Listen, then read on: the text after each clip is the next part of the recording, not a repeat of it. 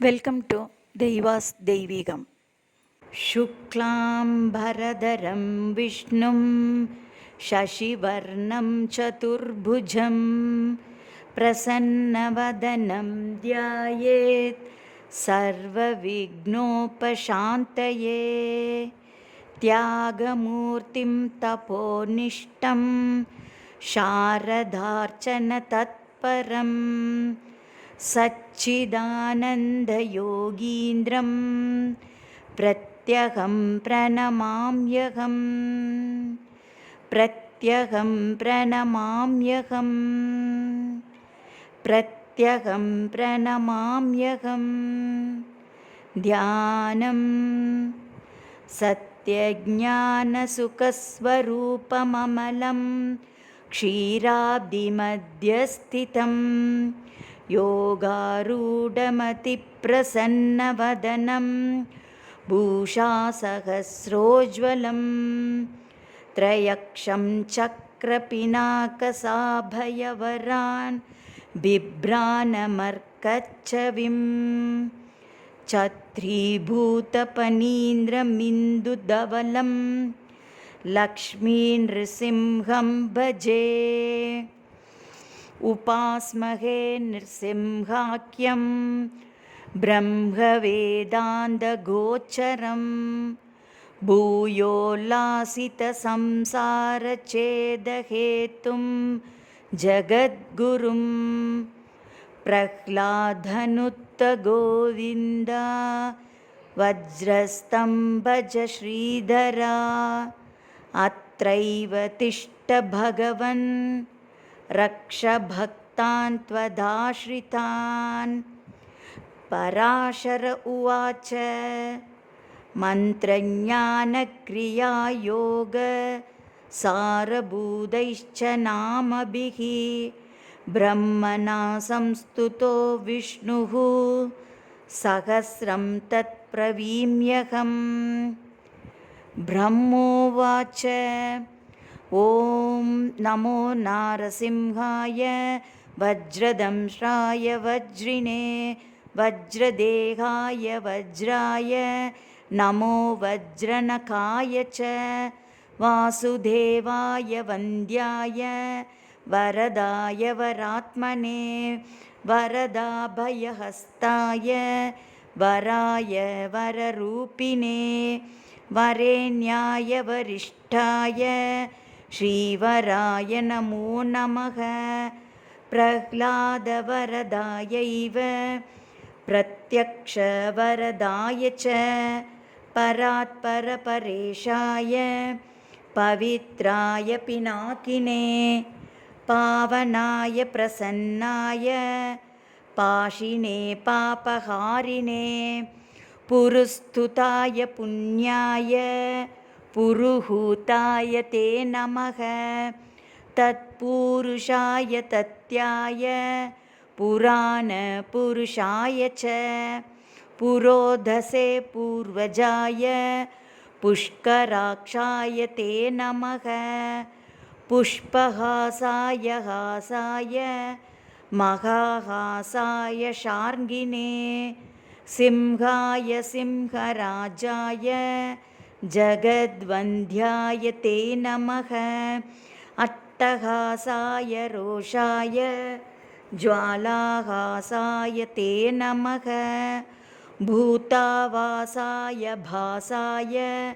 श्रीनिवासाय खड्गिने खड्गजिह्वाय सिंहाय खड्गवासाय ते नमः. नमो मूलादिवासाय धर्मवासाय धन्विने धनञ्जयाय धन्याय नमो मृत्युञ्जयाय च शुभञ्जयाय सूत्राय नमः. शत्रुञ्जयाय च निरञ्जनाय नीराय निर्गुणाय गुणाय च निष्प्रपञ्चाय निर्वाणप्रदाय निबिडाय च निरालम्बाय नीलाय निष्कलाय कलाय च निमेषाय निबन्धाय निमेषगमनाय च निर्द्वन्द्वाय निराशाय निश्चयाय निजाय च निर्मलाय निदानाय निर्मोहाय निराकृते नमो नित्याय सत्याय सत्कर्मनिरताय च सत्यध्वजाय मुञ्जाय मुञ्जिकेशाय केशिने हरिकेशाय केशाय गुडाकेशाय वै नमः सुकेशायोर्ध्वकेशाय केशिसंहारकाय च जलेशाय स्थलेशाय पद्मेशायोग्ररूपिणे पुष्पेशाय कुलेशाय केशवाय नमो नमः सूक्तिकर्णाय सूक्ताय रक्तजिह्वाय रागिणे दीप्तरूपाय दीप्ताय प्रदीप्ताय प्रलोभिने प्रचन्नाय प्रबोधाय प्रभवे विभवे नमः प्रभञ्जनाय पान्ताय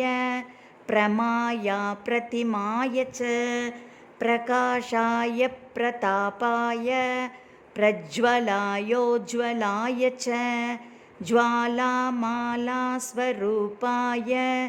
ज्वालाजिह्वाय ज्वालिने महोज्ज्वलाय कालाय कालमूर्तिधराय च कालान्तकाय कल्पाय कलनाय कलाय च कालचक्राय चक्राय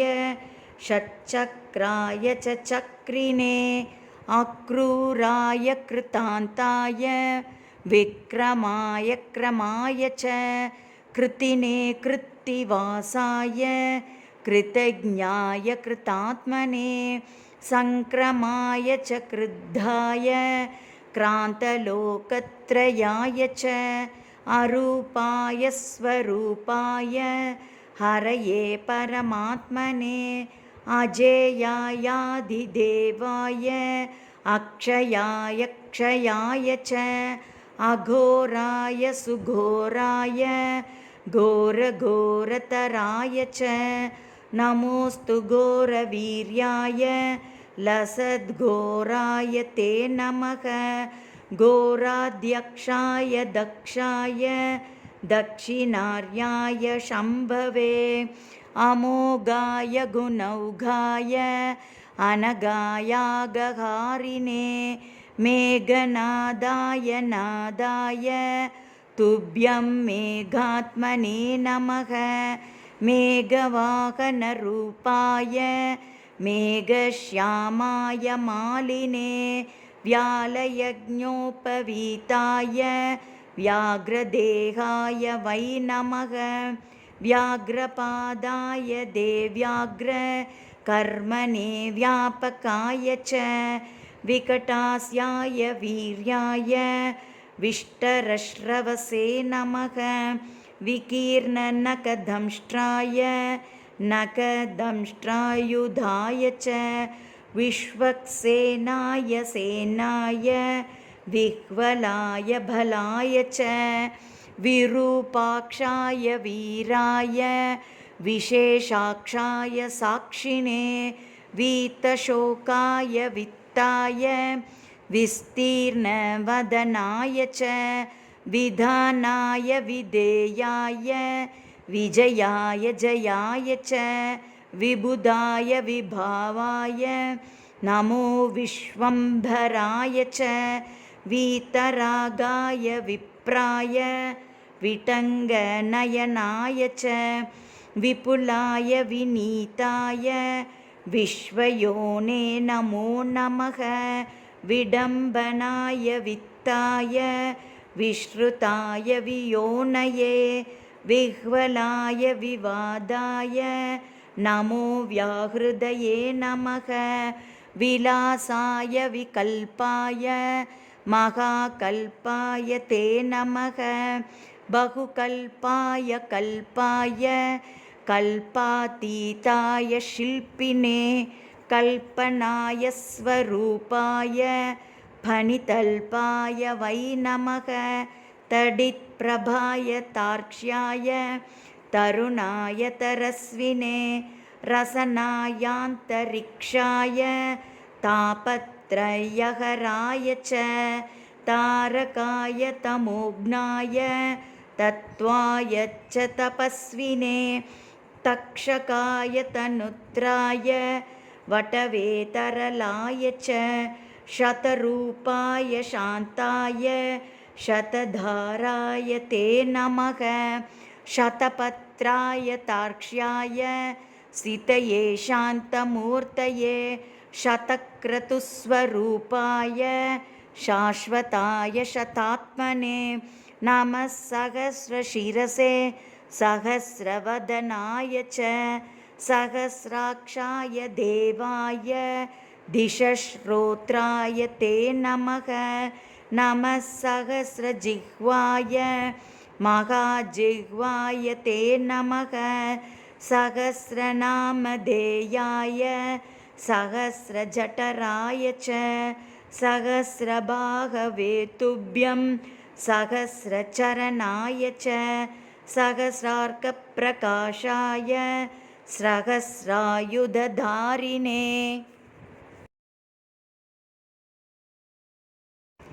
नमस्तूलाय सूक्ष्माय सुसूक्ष्माय नमो नमः सुक्षिणाय सुभिक्षाय सुराध्यक्षाय शौरिणे धर्माध्यक्षाय धर्माय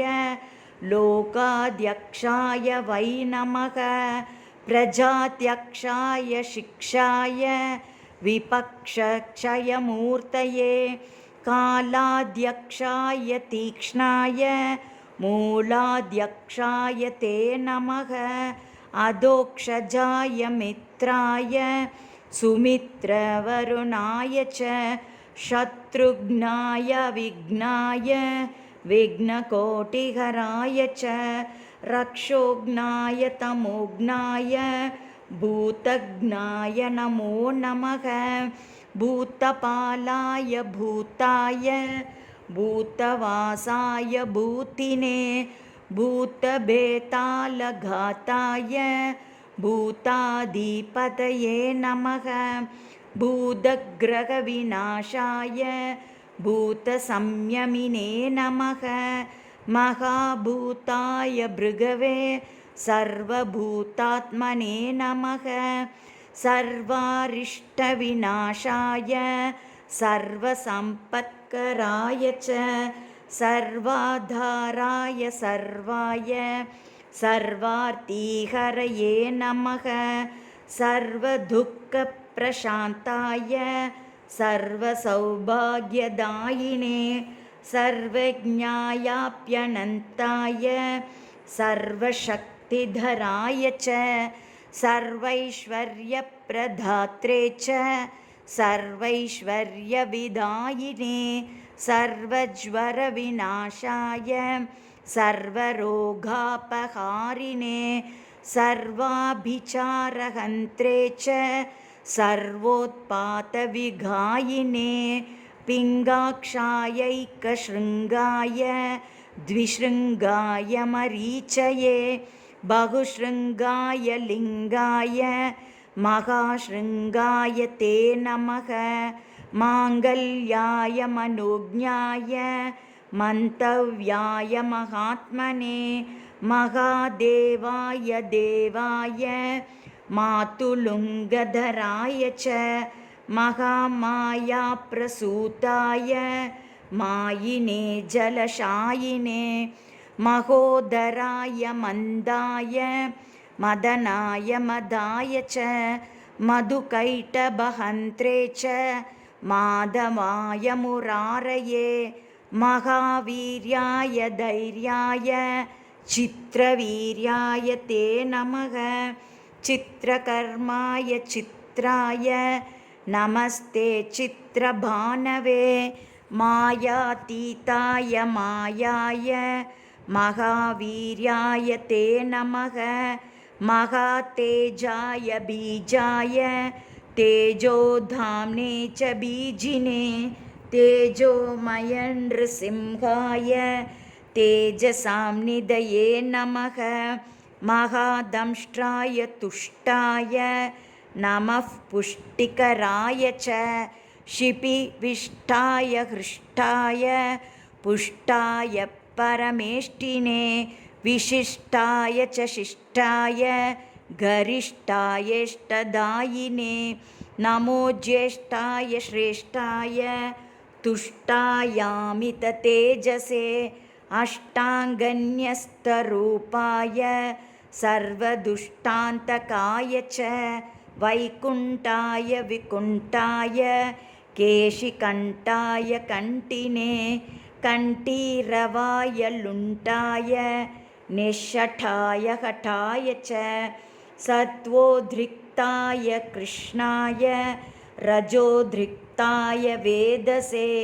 तमोद्रिक्ताय रुद्राय ऋक्यजुस्साममूर्तये ऋदुध्वजाय कालाय मन्त्रराजाय मन्त्रिणे त्रिनेत्राय त्रिवर्गाय त्रिधाम्ने च त्रिशूलिने त्रिकालज्ञानरूपाय त्रिदेहाय त्रिधात्मने नमस्त्रिमूर्तिवन्द्याय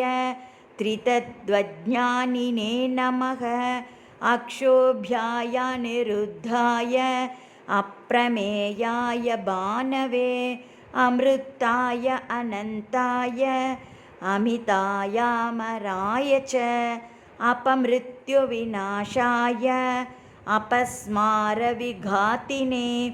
अन्नदायान्नरूपाय अन्नायान्नभुजे नमः आद्याय निरवध्याय वेद्यायाद्भुतकर्मणे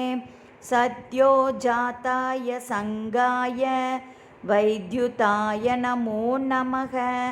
अद्वातीताय सत्त्वाय वागतीताय वाग्मिने वागीश्वराय गोपाय गोत्रे गोहितकारिणे गन्धर्वाय गभीराय गर्जितायोर्जिताय च भर्जन्याय प्रबुद्धाय प्रधानपुरुषाय च पद्माभाय सुनाभाय पद्मनाभाय भासिने पद्मनेत्राय पद्माय पद्मायाः पतये नमः पद्मोधराय भूताय पद्मकल्पोद्भवाय च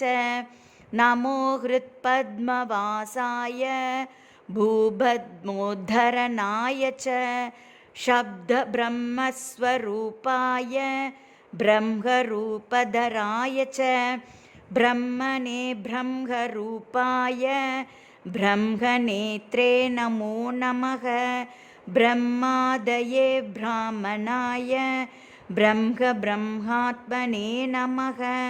सुब्रह्मण्याय देवाय ब्रह्मण्याय त्रिवेदिने परब्रह्मस्वरूपाय पञ्चब्रह्मात्मने नमः नमस्ते ब्रह्मशिरसे तदाश्वशिरसे नमः अथर्वशिरसे नित्यम् अशनिप्रमिताय च नमस्ते तीक्ष्णदंष्ट्राय लोलाय ललिताय च लावण्याय लवित्राय नमस्ते भासकाय च लक्षणन्याय लक्ष्याय लक्षणाय नमो नमः रसद्वीपाय दीप्ताय विष्णवे प्रभविष्णवे वृष्णिमूलाय कृष्णाय श्रीमहाविष्णवे नमः पश्यामि त्वां महासिंहं हारिणं वनमालिनं किरीटिनं कुण्डलिनं सर्वाङ्गं सर्वतोमुखं सर्वतः पाणिपादोरुं सर्वतोक्षिशिरोमुखं सर्वेश्वरं सदा तुष्टं सत्त्वस्थं समरप्रियं बहुयोजनविस्तीर्णं बहुयोजनमायतं बहुयोजनहस्ताङ्घ्रिं बहुयोजननासिकं महारूपं महावक्त्रं महादंष्ट्रं महाभुजं महानादं महारौद्रं महाकायं महाबलम् आनापेर्ब्रह्मणो रूपम् आगलात् वैष्णवं तथा आशीर्षाद्रौद्रमीशानं तदग्रे सर्वदः शिवम् नमोऽस्तु नारायण नारसिंह नमोऽस्तु नारायण वीरसिंह नमोऽस्तु नारायण क्रूरसिंह नमोऽस्तु नारायण दिव्यसिंह नमोऽस्तु नारायण व्याघ्रसिंह नमोऽस्तु नारायण पुच्छसिंह नमोऽस्तु नारायण पूर्णसिंह नमोऽस्तु नारायण रौद्रसिंह नमो नमो भीषणभद्रसिंह नमो नमो विह्वलनेत्रसिंह नमो नमो बृंहितभूतसिंह नमो नमो निर्मलचित्रसिंह नमो नमो निर्जितकालसिंह नमो नमो कल्पितकल्पसिंह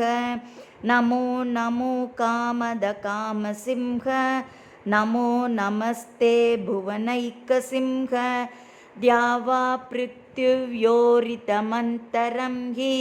व्याप्तं त्वयैकेन दिशश्च सर्वाः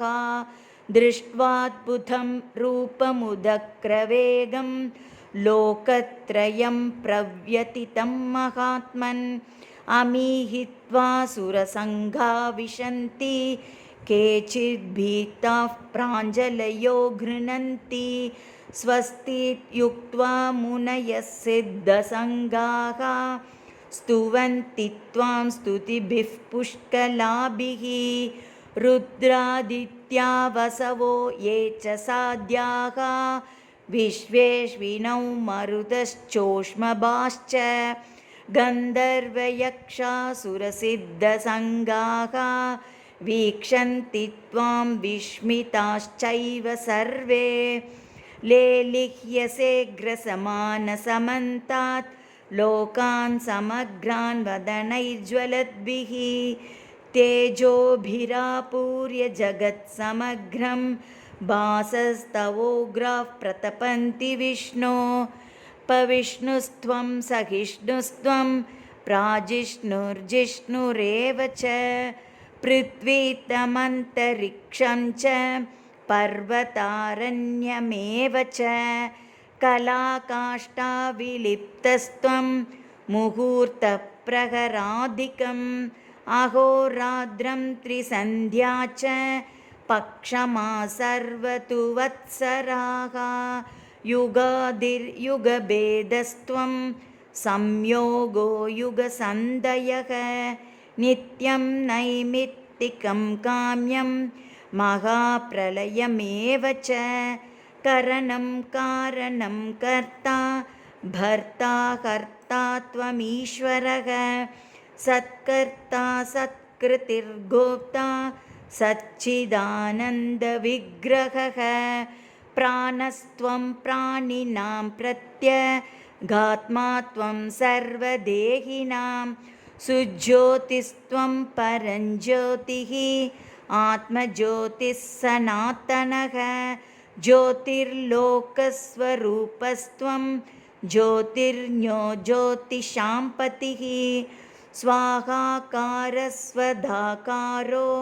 वषट्कारकृपाकरः हन्ताकारो निराकारो वेदाकारश्च शङ्करः अकारादिक्षकारान्तः ओङ्कारो लोककारकः एकात्मा त्वमनेकात्मा चतुरात्मा चतुर्भुजः चतुर्मूर्तिश्चतुर्दंष्ट्रश्च चतुर्वेदमयोत्तमः लोकप्रियो लोकगुरुः लोकेशो लोकनायकः लोकसाक्षी लोकपतिः लोकात्मा लोकलोचनः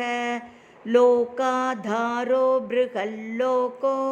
लोकालोकमयो विभुः लोककर्ता महाकर्ता कृतकर्ता कृतागमः अनादिस्त्वमनन्तस्त्वम् अभूतो भूतविग्रहः स्तुतिस्तुत्यस्तव प्रीतः स्तोता नेता नियामकः त्वं गतिस्त्वं मतिर्मह्यं पिता माता गुरुः सखा सुहृतश्चात्मरूपस्त्वं त्वां विना नास्ति मे गतिः नमस्ते मन्त्ररूपाय अस्त्ररूपाय ते नमः बहुरूपाय रूपाय पञ्चरूपधराय च भद्ररूपाय रूढाय योगरूपाय योगिने समरूपाय योगाय योगपीठस्थिताय च योगगम्याय सौम्याय ध्यानगम्याय ध्यायिने ध्येयगम्याय धाम्ने च धामाधिपतये नमः धराधराय धर्माय धारणाभिरताय च नमो धात्रे च सन्धात्रे विधात्रे च धराय च दामोदराय धान्ताय दानवान्तकराय च नमः संसारवैद्याय भेषजाय नमो नमः क्षीरध्वजाय शान्ताय वाताय प्रमिताय च सारस्वताय संसार नाशनायाक्षमालिने असि चर्मधरायैव षट्कर्मनिरताय च विकर्माय सुकर्माय परकर्मविघातिने सुकर्मणे मन्मताय नमो मर्माय मर्मिणे करिचर्मवसानाय करालवदनाय च कवये पद्मगर्भाय भूगर्भाय कृपानिधे ब्रह्मगर्भाय गर्भाय बृहद्गर्भाय धूर्जटे नमस्ते विश्वगर्भाय श्रीगर्भाय जितारये नमो हिरण्यगर्भाय हिरण्यकवचाय च हिरण्यवर्णदेहाय हिरण्याक्षविनाशिने हिरण्यकनिहन्त्रे च हिरण्यनयनाय च हिरण्यरेतसे तुभ्यं हिरण्यवदनाय च नमो हिरण्यशृङ्गाय निशृङ्गाय च शृङ्गिने भैरवाय सुकेशाय भीषणायान्त्रमालिने चण्डाय तुण्डमालाय नमो दण्डधराय च अखण्डतत्त्वरूपाय कमण्डलुधराय च नमस्ते दण्डसिंहाय सत्यसिंहाय ते नमः नमस्ते श्वेतसिंहाय पीतसिंहाय ते नमः नीलसिंहाय नीलाय रक्तसिंहाय ते नमः नमो हरिद्रसिंहाय धूम्रसिंहाय ते नमः मूलसिंहाय मूलाय बृहत्सिंहाय ते नमः पातालस्थितसिंहाय नमः पर्वतवासिने नमो जलस्थसिंहाय अन्तरिक्षस्थिताय च कालाग्निरुद्रसिंहाय चण्डसिंहाय ते नमः अनन्तजिह्वसिंहाय अनन्तगतये नमः नमो विचित्रसिंहाय बहुसिंहस्वरूपिणे अभयङ्करसिंहाय नारसिंहाय ते नमः। नमोऽस्तु सिंहराजाय नरसिंहाय ते नमः। सप्ताब्धिमेकलायैव सप्तसामस्वरूपिणे सप्तलोकान्तरस्थाय सप्तस्वरमयाय च सप्तार्चिरूपदंष्ट्राय सप्ताश्वरधरूपिणे सप्तवायुस्वरूपाय सप्तच्छन्दोमयाय च स्वच्छाय स्वच्छरूपाय स्वच्छन्दाय च ते नमः। श्रीवत्साय सुवेशाय श्रुतये श्रुतमूर्तये शुचिश्रवाय शूराय सुप्रभाय सुधन्विने शुभ्राय सुरनाथाय सुलभाय शुभाय च सुदर्शनाय सूक्ष्माय निरुक्ताय नमो नमः। सुप्रभावस्वभावाय भवाय विभवाय च सुशाकाय विशाकाय सुमुखाय सुखाय च सुनकाय सुदंष्ट्राय सुरताय सुधाय च सांख्याय सुरमुख्याय प्रख्याताय प्रभाय च नमः। कट्वाङ्गहस्ताय केटमुद्गरबाणये खगेन्द्राय मृगेन्द्राय नगेन्द्राय ध्रुवाय च नागकेयूरहाराय नागेन्द्रायागमर्दिने नदीवासाय नागाय नानारूपधराय च नागेश्वराय नागाय नमिताय नराय च नागान्धकरतायैव नरनारायणाय च नमो मत्स्यस्वरूपाय कच्छपाय नमो नमः। नमो यज्ञवराहाय नृसिंहाय नमो नमः।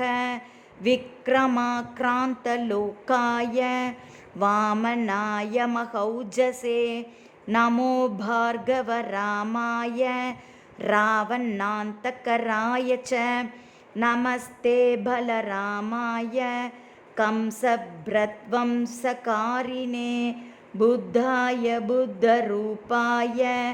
तीक्ष्णरूपाय कल्किने आत्रेयायाग्निनेत्राय कपिलाय द्विजाय च क्षेत्राय पशुपालाय पशुवक्त्राय ते नमः। गृहस्थाय वनस्थाय यतये ब्रह्मचारिणे स्वर्गापवर्गधात्रे च तद्भोक्त्रे च मुमुक्षवे शालग्रामनिवासाय क्षीराब्धिशयनाय च श्रीशैलाद्रिनिवासाय शिलावासाय ते नमः। योगिहृत्पद्मवासाय महाहासाय ते नमः। गुहावासाय गुह्याय गुप्ताय गुरवे नमः। नमो मूलादिवासाय नीलवस्त्रधराय च पीतवस्त्रधरायैव रक्तवस्त्रधराय च रक्तमालाविभूषाय रक्तगन्धानुलेपिने धुरन्धराय धूर्ताय दुर्गमाय धुराय च दुर्मदाय दुरन्ताय दुर्धराय नमो नमः। दुर्निरीक्ष्याय दीप्ताय दुर्दशाय द्रुमाय च दुर्भेदाय दुराशाय दुर्लभाय नमो नमः। धृप्ताय दीप्तवक्त्राय दुर्धृप्तनयनाय च उन्मत्ताय प्रमत्ताय नमो दैत्यारये नमः रसज्ञाय रसेशाय आकर्णनयनाय च पत्याय परितोषाय रत्याय रसिकाय च ऊर्ध्वकेशोर्ध्वरूपाय नमस्ते चोर्ध्वरेतसे ऊर्ध्वसिंहाय सिंहाय नमस्ते चोर्ध्वबाहवे परप्रध्वंसकायैव शङ्खचक्रधराय च गदापद्मधरायैव पञ्चबाणधराय च कामेश्वराय कामाय कामरूपाय कामिने नमः कामविहाराय कामरूपधराय च सोमसूर्याग्निनेत्राय सोमभाय नमो नमः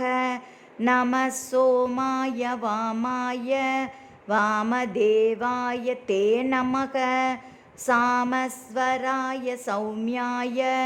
भक्तिगम्याय ते नमः कूष्माण्डगणनाथाय सर्वश्रेयस्कराय च भीष्माय भीकरायैव भीमविक्रमणाय च मृगग्रीवाय जीवाय जिताय जितकाशिने जटिने जामदग्नाय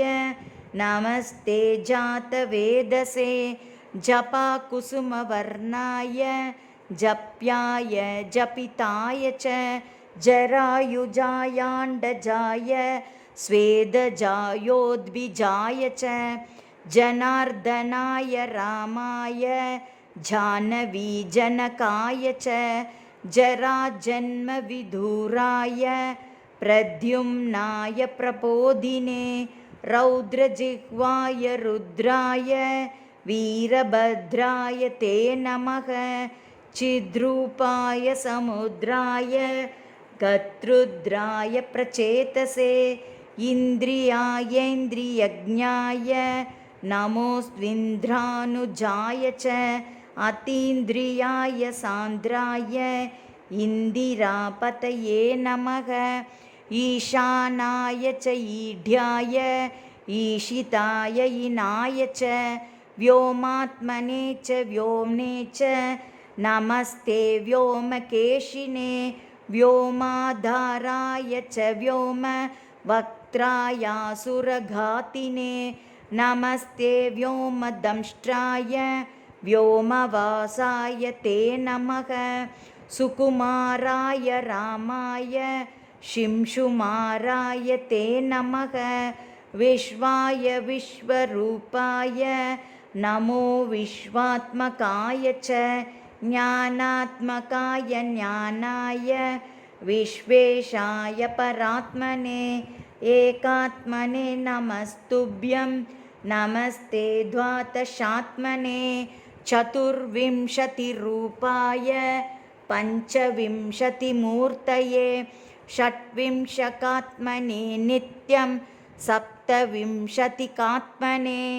धर्मार्थकाममोक्षाय विमुक्ताय नमो नमः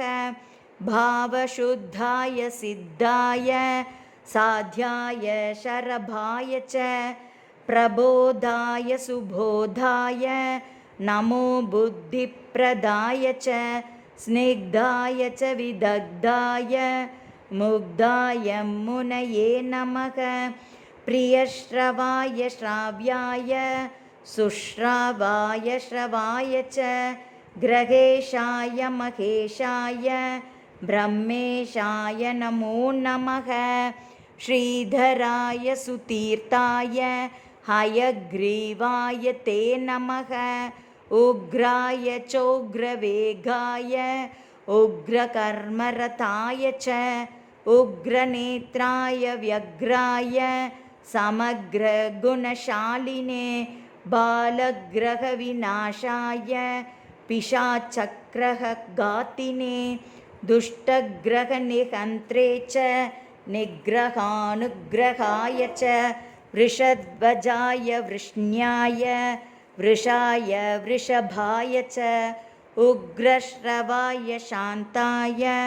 नमः श्रुतिधराय च नमस्ते देवदेवेश नमस्ते मधुसूदन नमस्ते पुण्डरीकाक्ष नमस्ते दुरितक्षय नमस्ते करुणासिन्धो नमस्ते समितिञ्जय नमस्ते नारसिंहाय नमस्ते गरुडध्वज यज्ञध्वज नमस्तेस्तु कालध्वज जयध्वज अग्निनेत्र नमस्तेस्तु नमस्ते ह्यमरप्रिय महानेत्र नमस्तेस्तु नमस्ते भक्तवत्सल धर्मनेत्र नमस्तेस्तु नमस्ते करुणाकर पुण्यनेत्र नमस्तेस्तु नमस्ते भीष्टदायक नमो नमस्ते जयसिंहरूप नमो नमस्ते वरसिंहरूप नमो नमस्ते गुरुसिंहरूप नमो नमस्ते नरसिंहरूप मङ्गलं स्तम्भडिम्बाय मङ्गलं मृत्युमृत्यवे मङ्गलं रौद्ररूपाय नरसिंहाय मङ्गलं नरसिंहाय मङ्गलं नरसिंहाय मङ्गलं जय जय लक्ष्मी नरसिंहा वज्रस्तम्भज नरसिंहा जय जय लक्ष्मी नरसिंहा वज्रस्तम्भज नरसिंहा जय जय लक्ष्मी नरसिंहा वज्रस्तम्भज नरसिंहा ॐ श्री लक्ष्मी नरसिंहाय नमो नमः वज्रस्तम्भोद्भवाय नमो नमः हरिहरपुरवासिने नमो नमः भक्तजनरक्षकाय नमो नमः श्रीलक्ष्मी नृसिंहचरणौ शरणं प्रपद्ये श्रीलक्ष्मी नृसिंहचरणौ शरणं प्रपद्ये श्रीलक्ष्मी नृसिंहचरणौ शरणं प्रपद्ये सर्वं श्रीलक्ष्मी नृसिंहार्पणमस्तु सर्वं श्रीगुरुपादार्पणमस्तु।